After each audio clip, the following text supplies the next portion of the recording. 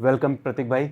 बड़ा अच्छा लगा यार आपसे आज मिलके एंड होपफुली ये सेशन जो हम कंडक्ट कर रहे हैं काफ़ी इन्फॉर्मेटिव रहे।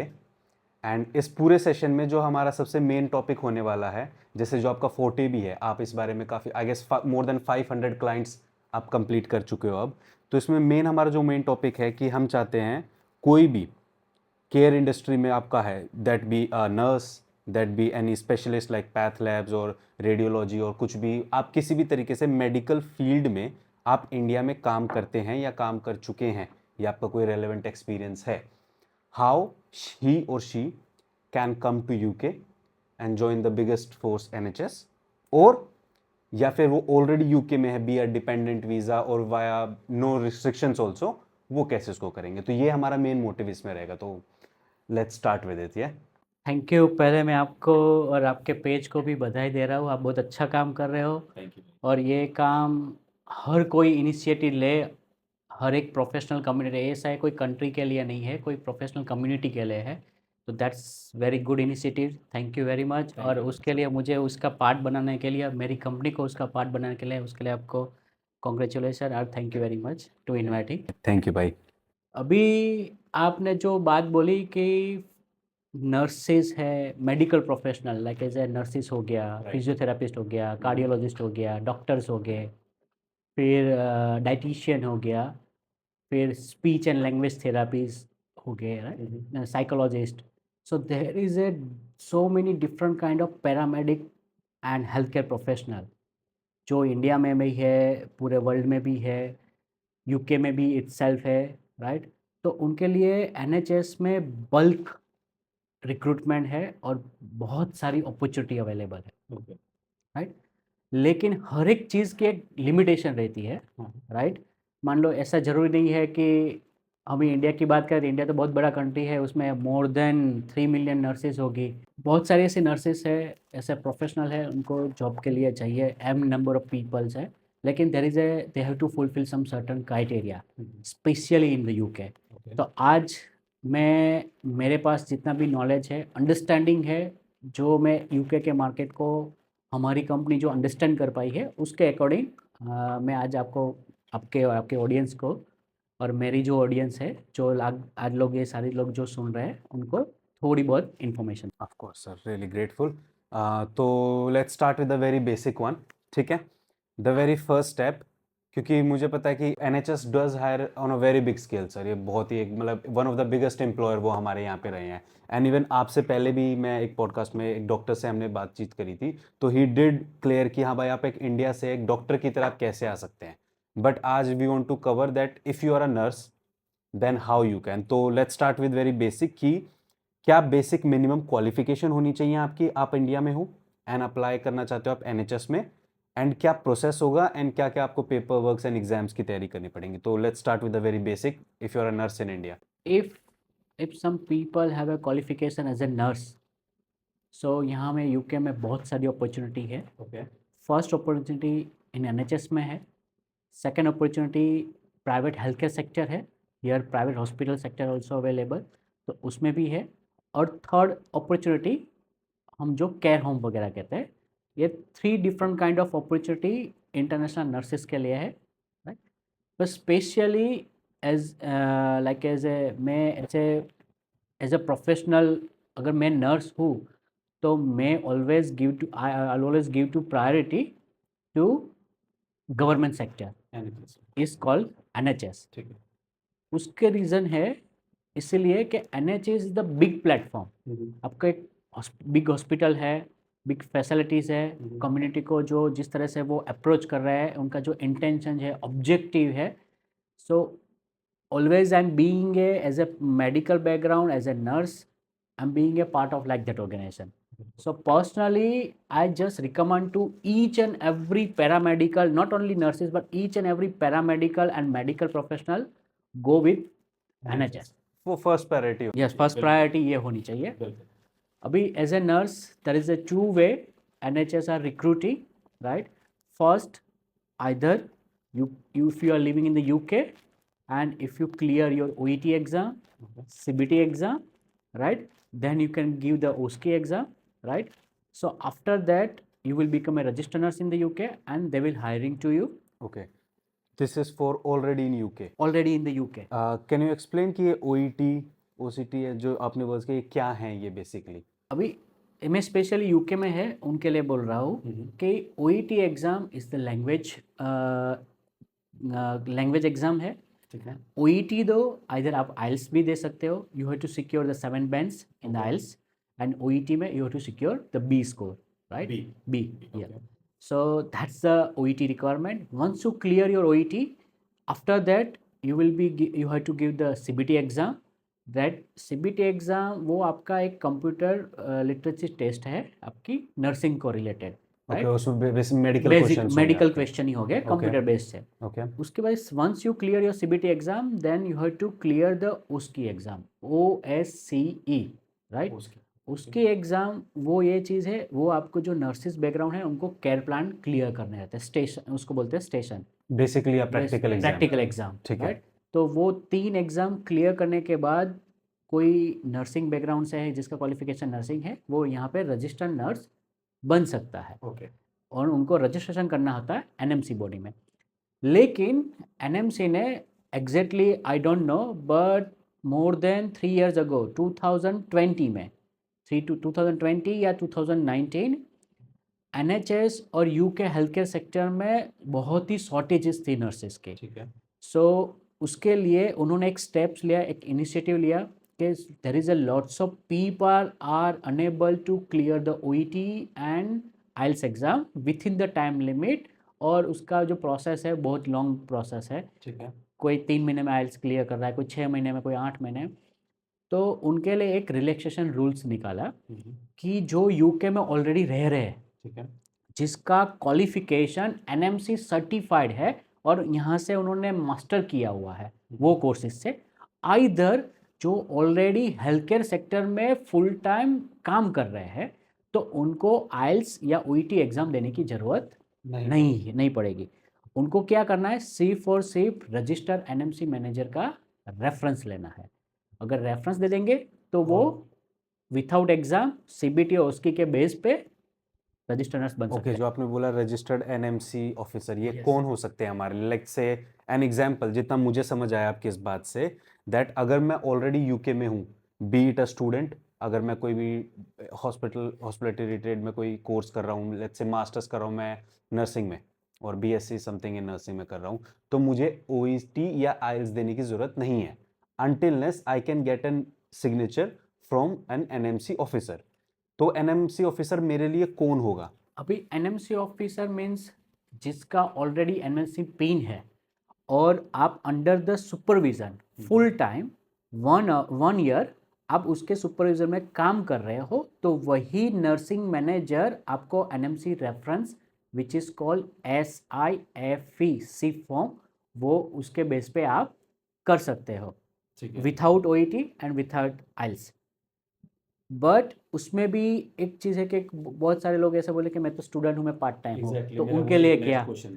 तो जो स्टूडेंट है उनको 2 साल का एक्सपीरियंस चाहिए, क्योंकि NMC ने ऐसा गाइडलाइन बनाया है कि मिनिमम इतने hours you have to work within the health care sector, right? तो पार्ट टाइम में आप you eligible only 20 hours, right? So आप पूरे साल का आवर्स कैलकुलेशन करोगे, मोटा छोटा में मेनू तो मंथ का हो गया 800 आवर्स और साल का हो गया 960 आवर्स।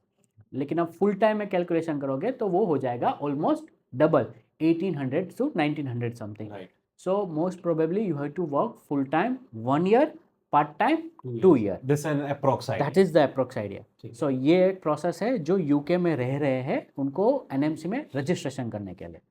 एंड एक इस पे ही एक कंकरिंग क्वेश्चन है कि is this feasible for a person, let's say कोई भी केयरिंग वीज़ा पे, या फिर लेट्स से जो कोड्स हम बात करें 6135 जो सपोर्ट केयर वर्कर्स होते हैं, या 6131 जो नर्स ऑक्सिलरी आते हैं, वो भी अगर यहाँ पे 2 साल से काम कर रहे हैं, are they also within the same route? Yes, अभी बहुत सारे ऐसे लोग हैं जो यहाँ पे कैरियर वीज़ा पे आए हुए हैं। ठीक है। They already work as a support worker, community support worker in care home, domiciliary care.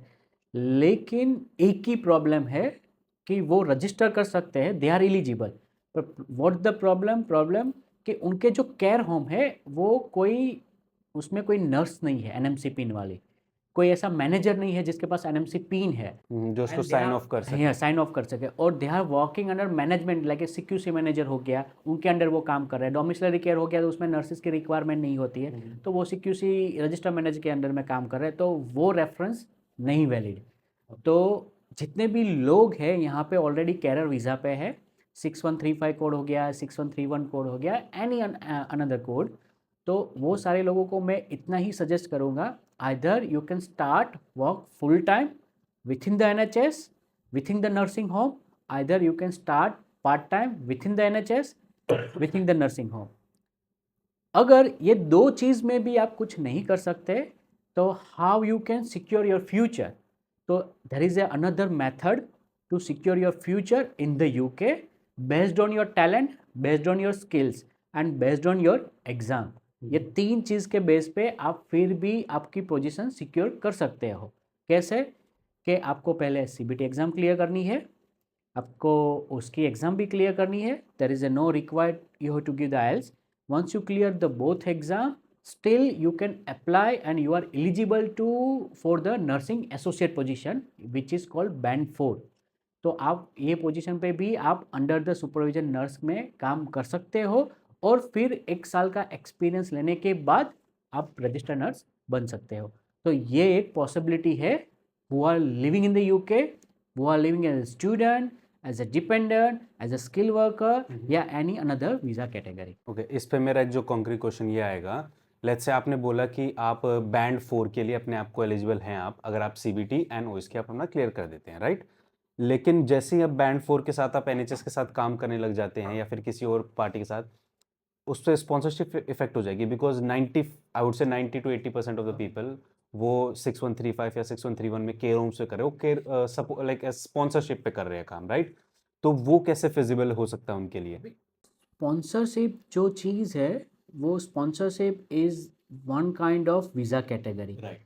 कि एक वीज़ा के आज किसी ने मुझे स्पॉन्सर किया तो वो हॉस्पिटल में उसमें काम करेगा। अभी sponsorship not based on your SOC code, sponsorship you will be get the sponsorship based on your talent, based on your experience, based on your knowledge. If you are able to convince to interview team या recruitment team during your interview कि आप उनके organisation के लिए क्यों suitable candidate हो और क्यों efficient candidate हो, and how you can help to community and how you can help to grow to organization, तो ये सारी चीज़ें आप फुलफिल करोगे तो NHS will sponsoring to you based on your efforts, based on your experience, based on your knowledge. फिर आपको even the band 4, even the band 3, so sponsorship ऐसी कोई चीज़ नहीं है और ऐसी कोई रिक्वायरमेंट नहीं है कि आपको यही बैंड पे स्पेशली आपको स्पॉन्सरशिप मिलेगी। स्पॉन्सरशिप के क्राइटेरिया है, if you able to fulfil that criteria then you will be eligible and then you are able to apply for the sponsorship, yeah, you will be get the COS, okay, you will be get the job, yeah, you will be get the like as a settled life in the NHS, right? अभी बहुत सारे लोग ऐसा बोलते हैं कि मैं band 3 पे काम कर रहा हूँ, मेरा ट्रस्ट मुझे स्पॉन्सरशिप नहीं दे रहा। कोई एक पर्सन बोल रहा है मैं बैंड 3 पे काम कर रहा हूँ, मेरा ट्रस्ट स्पॉन्सरशिप दे रहा है। It's not means you are working as a band 3 so you will be get the sponsorship. If 100 people are working in same department, so it's not means all the 100 people will get that the sponsorship. Of course, ये तो normal ये बात है। सारी चीज़ें आपके performance, आपके initiative और आपके टैलेंट और स्किल पे है। तो sponsorship is not your part of your qualification, sponsorship is part of your performance journey. तो उसके बेस पे ही आपको स्पॉन्सरशिप मिलेंगे। और फ्रॉम द बैंड 3 ऐसा कहीं पे लिखा नहीं है और ऐसा कोई गाइडलाइन भी नहीं है, पर लेकिन बैंड 3 जो पोजीशन है वो स्पॉन्सरशिप में आपको एलिजिबल क्राइटेरिया में मैच हो रहा है। क्या क्राइटेरिया मैच हो रहा है कि हेल्थ एंड केयर वीज़ा जो कैटेगरी है वो हेल्थ एंड केयर वीज़ा के कैटेगरी का सैलरी थ्रेशोल्ड है जो 24,000 अप्रोक्सीमेट 24,200 समथिंग है। तो जो वो सैलरी थ्रेशोल्ड है वो बैंड 3 पोजीशन से वो मैच कर रहा है वो क्राइटेरिया। तो you are eligible for the within this category as a health and care visa. ठीक है, तो उसके बाद आप परफॉर्म करोगे, अचीव करोगे, इंटरव्यू क्रैक करोगे तो वो डिपेंड है ऑर्गेनाइजेशन पे कि आपको स्पॉन्सरशिप देना है या नहीं देना है, लेकिन you have to do the effort. तो ये एक प्रोसेस है जो यूके में रह रहे हैं उनके लिए, विद इन द यूके। अभी आपका एक क्वेश्चन और भी था कि जो यूके से बाहर, हम तो यूके से बाहर है तो हम क्या कर सकते हैं, फ्रॉम इंडिया अगर फ्रॉम इंडिया क्या करता है। अभी मैं कोई ऐसा कोई स्टेटमेंट नहीं देना चाहता, लेकिन एक चीज़ मैं आपको बताना चाहता हूँ, UK is the best country around the world. मैं इसीलिए ये चीज़ बोल रहा हूँ कि यूके में जो पॉलिसीज़ है, जो दूसरे प्रोफेशनल को लेके, तो they are giving a equal chance to each and every professional. किसी का 5 साल का एक्सपीरियंस है, किसी का 10 साल का एक्सपीरियंस है, किसी का फ्रेशर है, वो तीनों को एक ही प्लेटफॉर्म पे इक्वल चांस दे रहे हैं। इसीलिए यूके की पॉलिसी ऑन ग्राउंड लेवल, और इसीलिए यूके में जो क्वालिफाइड है, जो टैलेंटेड है, उनके लिए बहुत सारी अपॉर्चुनिटी है। Either they are living in India, either they are living in Bangladesh, either they are living in any other Asian countries, right. तो इंटरनेशनली भी उनके लिए एक्सपोजर है जो टैलेंट और क्वालिफाइड। पर उसके सम क्राइटेरिया है कि अभी मैं स्पेशली भी स्पेसिफाई करूंगा नर्सिस के लिए, ठीक है। कि इंटरनल नर्सिस के लिए क्या क्राइटेरिया उन्होंने सर्टिफाइड के क्या सेट करके रखा है। पहला क्राइटेरिया है कि आपका कंपलसरी ओईटी एग्जाम क्लियर होना चाहिए, जिसमें बी बैंड या फिर आइल्स 7 बैंड। जैसा यूके के कैंडिडेट के लिए है। तो उनके लिए ये ऑप्शन नहीं है कि वो 1 साल हेल्थ केयर में काम करे और फिर क्या, क्योंकि वो यूके में नहीं है, यूके से एक तो उनको कंपलसरी आइल्स या ओईटी एग्ज़ाम क्लियर करनी है। उसके बाद उनको सीबीटी एग्ज़ाम क्लियर करनी है, एनएमसी में रजिस्ट्रेशन करना है, अपना खुद का क्वालिफिकेशन वेरीफाई करना है। उसके बाद वेरीफाई फॉरेन वेरिफिकेशन होने के बाद उनको सीबीटी एग्ज़ाम देनी है और वो क्लियर करनी है। ओईटी और सीबीटी के बेस पे if you are able to represent your profile as compare to other competitor, और आपकी प्रोफाइल बहुत अच्छी है, so they will call for interviews, right. तो वो इंटरव्यू में आप अच्छा परफॉर्म करोगे, they will hire to you development nursing position, या कोई नर्सिंग एसोसिएट पोजीशन, या any another supervisory position within the health care sector, within the nursing background.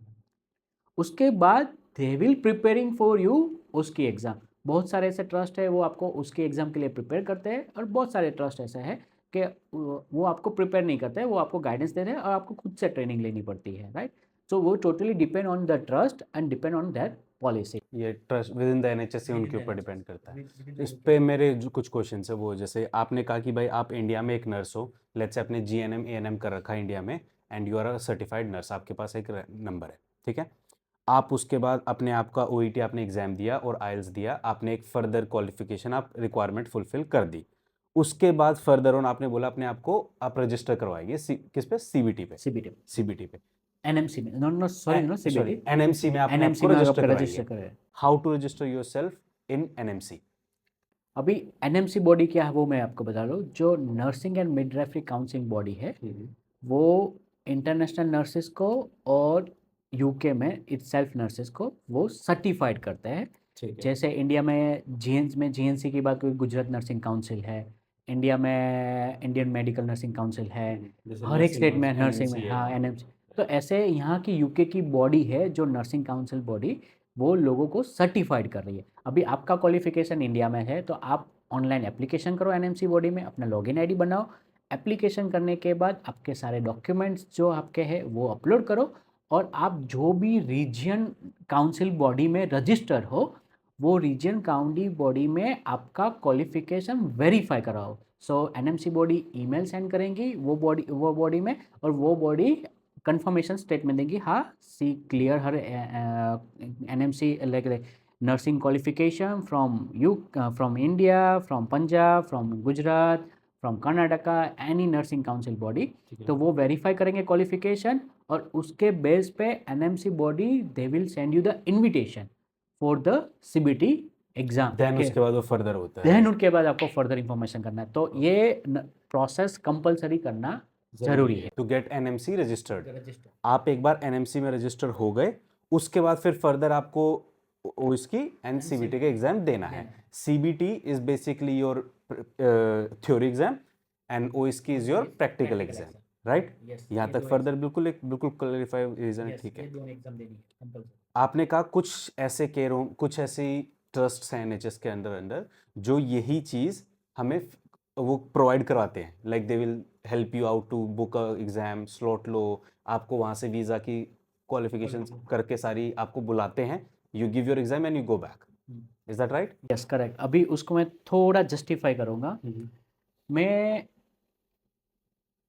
एक 6 से 8-9 महीने की बात करूँ, 9 महीने पहले, राइट, जब यहाँ पे नर्सेस की बहुत सारी रिक्वायरमेंट थी, right, during the Covid time भी नर्सेस की रिक्वायरमेंट बहुत पहले से थी, लेकिन after the Covid lots of staff they required in NHS. ठीक है। सो वो लोग क्या कर रहे थे कि इंटरनेशनली एशियन कंट्री में से या कोई दूसरी कंट्री में से जिसने ओईटी किया है या सीबीटी किया है, as from the recruitment agency they are hiring staff for the particular organization, और उसके बाद दे ट्रेन फॉर द उसकी exam after the couple of month या आफ्टर द 6 मंथ, और उसकी एग्ज़ाम क्लियर करने के बाद they promoted as a registered nurse within their organisation. वो इस सारी प्रोसेस का जो खर्चा था, सारी प्रोसेस जो कर रहे थे वो एनएचएस ट्रस्ट कर रहा था, राइट, अपने आप ही कर रहा था सारी।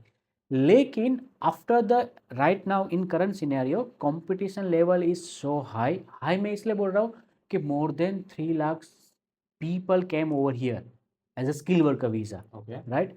तो ये 3 लाख ये कोई फिगर मैंने मुंह से या कहीं से लिखा नहीं, ये तो एजम्पशन है, इतने लोग आए हुए हैं। तो ये सारे लोग जो 3 लाख पीपल लोग आए हैं स्किल वर्कर वीज़ा पे, उसमें बहुत सारे क्वालिफाइड पर्सन है, उसमें नर्सिस है, राइट, सीनियर कोई नर्सिस है जो इन्हें 10 साल का एक्सपीरियंस है, 5 साल का एक्सपीरियंस। तो अभी कैसा है कि पहले वो सीबीटी और ओईटी एग्ज़ाम के बेस पे इंडिया से हायर कर रहे थे, अभी वो सीबीटी और ओईटी के बेस पे इंडिया से हायर या इंटरनेशनल एशियन कंट्री से हायर नहीं कर रहे। उसकी रीज़न यही है कि कंट्री से ही उनको इनफ एप्लीकेशन मिल जा रही है विद इन द कंट्री। तो रिक्रूटमेंट एजेंट्स के थ्रू जो हायरिंग कर रहे थे वो हायरिंग प्रोसेस अभी होल्ड है, अभी स्लो हो गया, स्लो हो गया।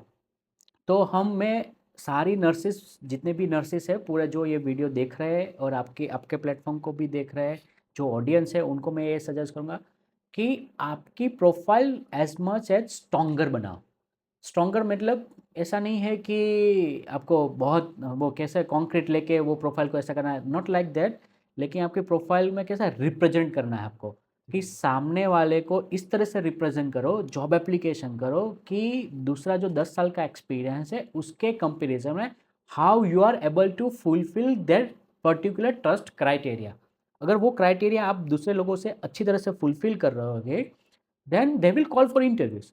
और आप फिर आपकी कैपेबिलिटी है, आपके पास कम्युनिकेशन स्किल्स है, आपके पास नॉलेज है, टैलेंट है, और you are expressing yourself and you able to crack the interview, then they will give you a sponsorship, they will give you a jobs, they will help for the OSCE exam as well without help of the recruitment agency।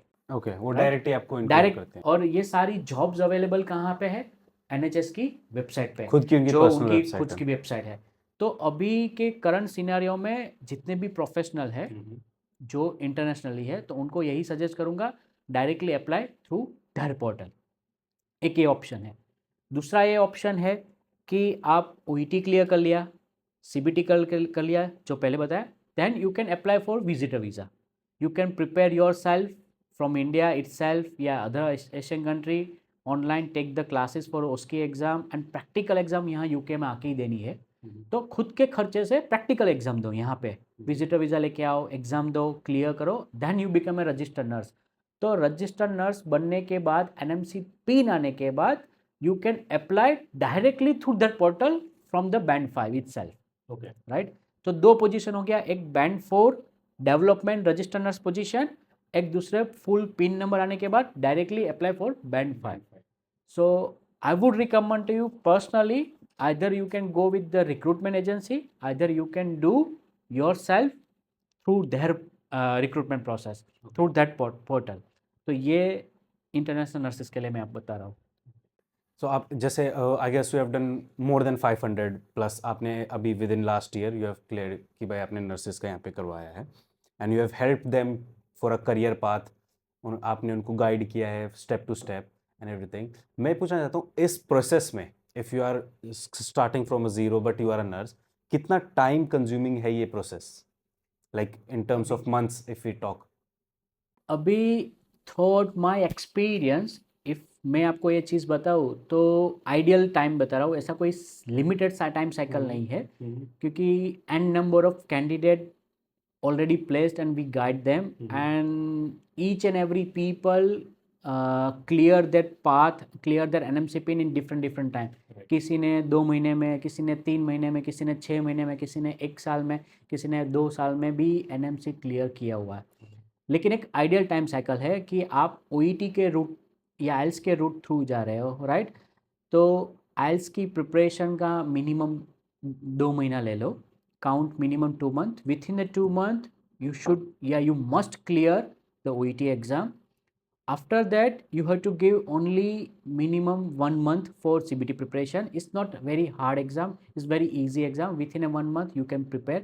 So 1 month CBT का counting ले लो और 2 month उसकी preparation, 1.5 month उसकी practical theory जो learning है online session लो, और उसके बाद you can come to UK and give the exam. So all together ये 2, 4 and 1 5 months, लेट्स और से 6 to 9 months 6 to 9 months. So ideal time हम 6 to 9 मंथ का हम OET और आइल्स के रूट्स पे जाए तो 6 to 9 मंथ्स आपके हो जाएंगे रजिस्टर्ड नर्स बनने के लिए. ये चीज़ आइडियल टाइम में मैं इसलिए बोल रहा हूँ कि we assume they will be clear in first attempt. First attempt पे अगर कर रहे हैं, अगर कोई नहीं फर्स्ट अटेम्प्ट करने कर रहा है तो that time will become a automatically तो ये टाइम अपग्रेड होगा और ज़्यादा भी टाइम लगेगा. Okay, right. लेकिन मैं लोगों को यह एडवाइस, मेरा पर्सनल एक्सपीरियंस है, मैं आपके प्लेटफॉर्म के थ्रू ये एडवाइस करना चाहूँगा कि जो इंटरनेशनल नर्सेस है वो OET क्लियर करे, उसके बाद CBT क्लियर करे, उसके बाद उसकी क्लियर करे, and then she can start doing their job application. Either देख, बिकॉज कैसा है कि किसी के पास 2 साल का एक्सपीरियंस है, किसी के 5 साल का एक्सपीरियंस, किसी के 10 साल का एक्सपीरियंस है, राइट?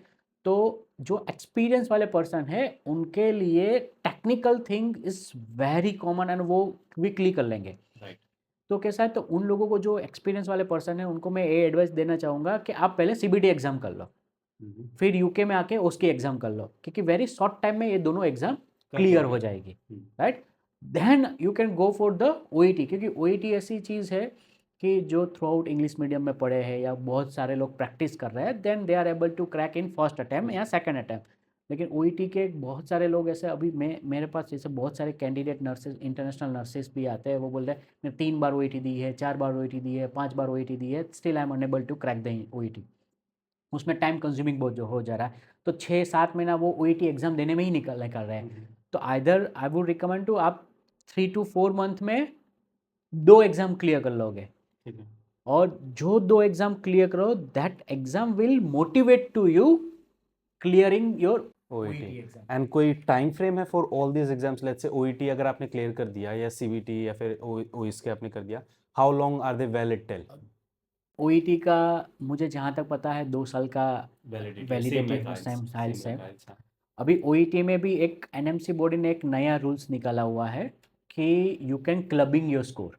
ठीक है, आप स्कोर क्लब कर सकते हो. कैसे कि मानो चलो मैंने OET एग्ज़ाम दिया, मेरा स्पीकिंग में B स्कोर नहीं आया, C स्कोर आया, बाकी सब में मेरा B आ गया. मैंने दूसरी बार दिया तो मेरा बाकी सब में मेरा B आ गया, लेकिन मेरा राइटिंग में मेरा C आया. तो वो दोनों का क्लब करेंगे और उसमें आपका एवरेज निकालेंगे, उसमें आपका C+B होगा राइटिंग में तो भी चलेगा, और क्लबिंग स्कोर हम करेंगे, वो क्लबिंग स्कोर के अकॉर्डिंग वो C+ स्कोर भी वैलिड करेंगे. Right, not all the module, only in 1 module, एक मॉड्यूल में. तो इस तरह से क्लबिंग स्कोर से भी आप OET एग्ज़ाम क्लियर कर सकते हो. और वो clubbing score valid only 6 month, कि आपको 6 मंथ के अंदर, भाई ऐसा नहीं कि मैंने 1 साल में एक ये OET दी, दूसरे साल में मैंने दूसरी OET दी और दोनों का क्लबिंग किया. Not like that. 6 महीने के अंदर ही मुझे क्लबिंग स्कोर करना है, कि 6 महीने के अंदर ही मुझे IELTS एग्ज़ाम करनी है. लेकिन अभी एक इंटरनेशनल नर्सेज के लिए एक और इन्फॉर्मेशन मैं आपको प्लेटफॉर्म के थ्रू जो लोग हैं उनको देना चाहता हूँ कि UK के NMC criteria is little very high, right? लेकिन जो आयरलैंड है, जो is not part of the UK but is connecting the border to UK, तो उनके जो एनएमसी के क्राइटेरिया है वो little bit lower than the UK body. ठीक है। तो जो नर्सिस है जिनका एनएमसी में ऑलरेडी रजिस्ट्रेशन किया है, ओईटी कर दिया है, ओईटी में किसी भी मॉड्यूल में सी प्लस है, कोई भी मॉड्यूल, राइटिंग हो गया, लिसनिंग हो गया, रीडिंग हो गया, कोई भी मॉड्यूल में सी प्लस है और बाकी सब में बी है, then they are able to register their qualification and they can become a registered nurse in Ireland. Okay. और यूके में only they allow the C plus in the writing only. तो यही डिफरेंस है। तो जो लोग नहीं यूके आ पा रहे, they can apply for Ireland, Ireland में जाओ, do the practice at least 1 year 2 year, then come to UK. So that another option This is के within जिसके the पास school. के नहीं हो रहा तो वो कर सकते हैं। ओके। सो ये सब अब दिस इज़ वेरी इंसाइटफुल। अगर आप आप नर्सिंग होते हैं तो दिस वेरी गुड। बेसिकली इसके जो कंकरिंग क्वेश्चंस मेरे पास थे कि आप जैसे there are hundreds of other positions, आप नर्स के अलावा भी आप मेडिकल फील्ड में टच रह सकते हैं, बट बहुत सारी पोजीशंस हैं। जैसे लेट्स से आप पैथोलॉजी लैब में हो, और लेट्स से आप लैब टेक्नीशियन और एक्सवाइजेड समथिंग सिमिलर आप उस इंडस्ट्री से हो, तो क्या उनके लिए भी सेम रूट फॉलो है, या उनके लिए कोई स्पेशल रूट है, या कोई भी तरीका है उनके लिए to secure themselves in NHS? NHS में हर एक प्रोफेशनल के लिए जगह है, ओके। जिसके पास टैलेंट है। वो मेडिकल रूट हो, मेडिकल प्रोफेशनल हो गया, नॉन मेडिकल प्रोफेशनल हो गए, या आईटी प्रोफेशनल हो गया, each and every professional required in NHS, and they are helping to all kind of professional for securing their sponsorship, securing their visa, securing their future, everything. And यही same सब उनके लिए भी qualification चाहिए? उनके लिए भी हर एक बॉडी के लिए हर एक क्वालिफिकेशन का डिफरेंट डिफरेंट पार्ट है। यहाँ पे आपने मेडिकल की बात की, तो जस्ट मेरा फोकस ये रहेगा मेडिकल पे। तो मेडिकल में बहुत सारे प्रोफेशनल, जैसे हमने पैथोलॉजी लैब कर दिया तो उसका बायोमेडिकल साइंटिस्ट हो गया, राइट, मेडिकल लेबोरेटरी असिस्टेंट हो गया, फिर क्लिनिकल साइकोलॉजिस्ट हो गया, फिजियोथेरापिस्ट हो गया, फिर कार्डियोलॉजिस्ट हो गया, फिर स्पीच एंड लैंग्वेज थेरापीज हो गया। ऐसे 32 around health and care professional है जिसको सर्टिफाइड कर रही है body HCPC, health and care professional body. अगर आपका क्वालिफिकेशन ये सारे प्रोफेशनल बॉडी में है, और if you are certifying your qualification with the HCPC body, then you are eligible to work in the UK. And वो सेम रूट के through ही आप सेम आ रूट सकते पे। हैं। सो पहले नर्सिस के लिए कैसे मैंने बोला कि एनएमसी में रजिस्ट्रेशन करना जरूरी है, हाँ। ऐसे भी ही सारे दूसरे जितने भी प्रोफेशनल है उनको HCPC में रजिस्ट्रेशन करना कंपलसरी है। वो रजिस्ट्रेशन करेंगे उसके बाद ही दे आर एलिजिबल। अभी बहुत मार्केट में ऐसा चल रहा है कि बहुत लोग पैसा दे के आ जा रहे हैं, कोई ऐसे स्कैम में फंस जा रहे हैं। तो आपके ये प्लेटफॉर्म के थ्रू मैं वो सारे लोगों को अवेयर करना चाह रहा हूँ, यूके में पैसा दे के कभी जॉब मिलती नहीं है। यूके एक ऐसी कंट्री है जहाँ पे आपको स्किल बेस पे जॉब मिलती है, और government also initiative based on your skill programme. इसके लिए ही जो वीज़ा कैटेगरी है, वो वीज़ा कैटेगरी का नाम भी स्किल वर्कर है। तो जितने भी प्रोफेशनल है, टैलेंटेड है लोग, उन लोगों को यही मैं एडवाइस करना चाहूँगा कि पैसा देने से अच्छा है you can upgrade your skills, upgrade your knowledge, upgrade your communication, and do the hard work towards your career, right. ये चीज़ करने से वो सारे मेडिकल प्रोफेशनल को यहाँ आने के लिए एक एक प्लेटफॉर्म मिल जाएगा, और दे will B find the right career in NHS. तो ये एक प्रोसेस है।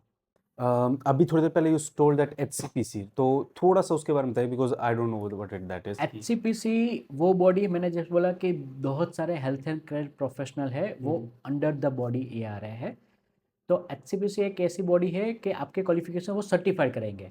अभी लोग बोलेंगे कि कैसे सर्टिफाई करें, मैंने इंडिया में की है, कोई बोलेगा मैंने पढ़ाई बांग्लादेश के की है, कोई पढ़ाई बोला मैंने चाइना से की है, कोई रसिया से की है, कोई बोल रहा है कि मैंने पढ़ाई पाकिस्तान से की है।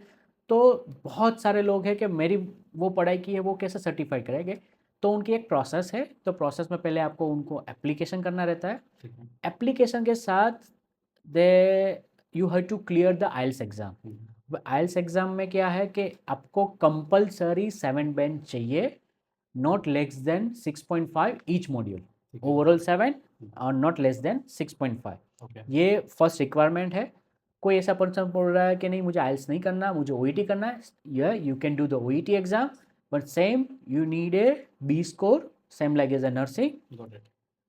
उसमें सी प्लस भी अलाउ है, लेकिन you have to check their guideline के कौन कौन से मॉड्यूल में सी है।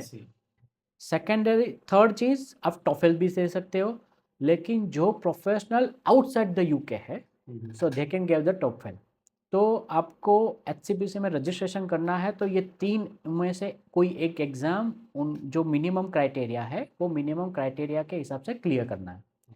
एग्ज़ाम क्लियर करने के बाद आपको क्या करना है कि आपके सारे डॉक्यूमेंट मतलब प्रोफेशनल क्वालिफिकेशन हो गया, प्रोफेशनल एक्सपीरियंस हो गया, आपके आइडेंटिटी डॉक्यूमेंट्स हो गए, फिर आपका प्रोफेशनल एक्सपीरियंस जो आपने प्रैक्टिकली जो एक्सपीरियंस किया है उसका demonstration, right. So you have to demonstrate front of the body. अभी वहाँ जाके तो मैं फिजिकली मैं उनको ट्रीटमेंट तो नहीं दे सकता, तो क्या है कि based on case study, based on your SOPs, based on your portfolio, तो उसके बेस पे आप वो बॉडी में एप्लीकेशन कर सकते हो। और एचसीपीसी बॉडी वो बेस्ड ऑन सबमिटेड एविडेंस, उसके बेस पे वो आपकी सारी एविडेंस चेक करेंगे, वेरीफाई करेंगे from the university, from the your employer और from the your case study.